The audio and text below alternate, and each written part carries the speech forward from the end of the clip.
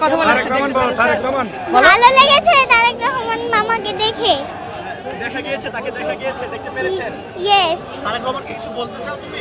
চাই, বাট উনি তো আমার সামনে আসছেন না। দেখা হলে কি বলতে চাও? আমি বলতে চাই 17 বছর পর আমি দেখতে পেয়েছি, আমার অনেক খুশি লাগছে। তোমার বয়স কত এখন? 10 বছর। কত বছর বয়স থেকে তুমি তাকে চিনো?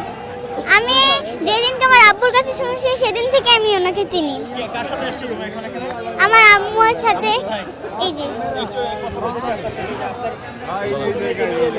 আসসালামু আলাইকুম, অনেক ভালো লাগতেছে। আমার মেয়ে দেখতে পারছে কিন্তু আমি দেখতে পাই নাই, তাকে দেখার জন্য আসছিলাম অনেক আগ্রহ করে।